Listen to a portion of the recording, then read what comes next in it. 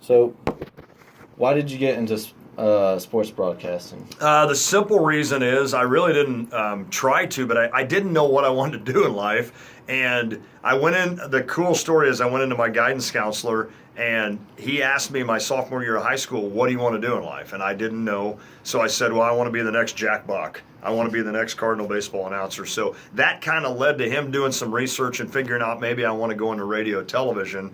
So we found out that SIU Carbondale was number 4 in the country in radio TV, and I had done a little work at WITT, a little local station in Tuscola, ironically 93.5, and now we're 93.5.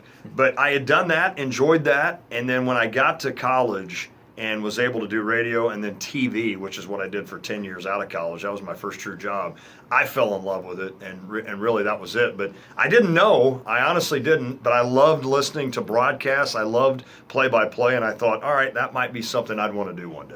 All right, what are some the benefits and not so much benefits to your job? I think benefits, it's something that I love to do. So working here at ESPN Radio, 93.5, I'm able to talk sports all day, which is my true love. I love talking sports. I love doing that. It's fun to interact with the community. It's neat. I mean, it's kind of an ego thing. It's cool to know people are listening, to walk out in public and have people say, hey, I love the show, or really enjoy the show. Some people say they don't like it. So I mean, it's just stuff you get accustomed to. But benefits from that, the biggest benefit would be not only meeting people, but getting to interview some of these kids, like Malcolm Hill, for instance, is a perfect example. That young man came in and talked to us, and he can score 40 points a night, but I think it's better. I think it's even better just the person he is. He's just a great kid. So to be able to kind of get to know those guys are really the benefits of this job.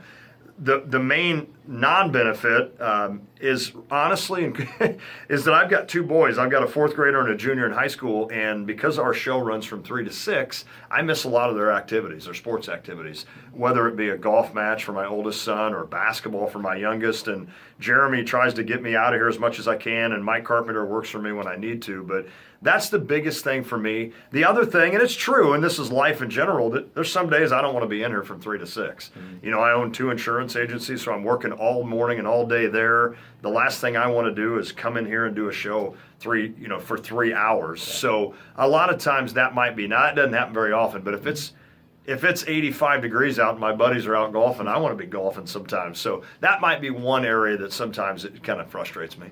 What's some advice you would give to someone trying to enter the sports journalism field? One of the biggest things, I'll talk about internships, but make sure you love what you're doing. Make sure this is what you want to do. There are areas in this field that pay well. And if you make it to where you want to be, it pays well. And it's like that with most jobs that you're going to pursue out of college. There are other jobs that pay extremely well right out of college. We get that. This necessarily doesn't.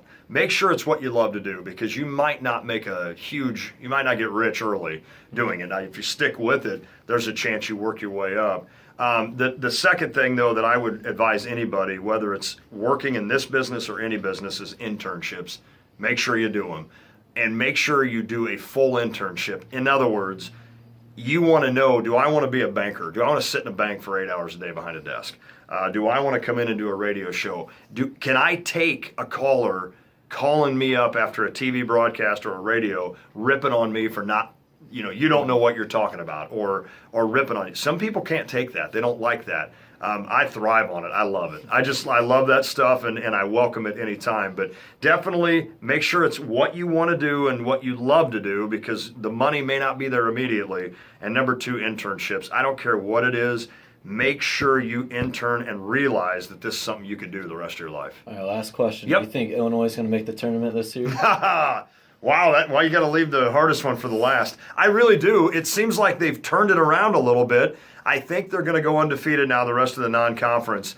And the Big Ten, to me, while it's decent, the Illinois actually caught a break this year for the first time in a while with that scheduling, because, a lot of these teams you only play once. And I think for Illinois this year, that's Wisconsin, That's Indiana. Those are the two best teams in the Big Ten, and you're only going to play them once. That's huge. You're going to go 0-2 probably in those games, but the good news is you're not going to be 0-4. So that's big, and I think the schedule, if they can fight through the first part of the Big Ten, it eases up at the end when you want that momentum and you want the tournament committee to say, hey, this team's red hot. I think Illinois is going to have a chance to do that. So my long-winded answer is yes.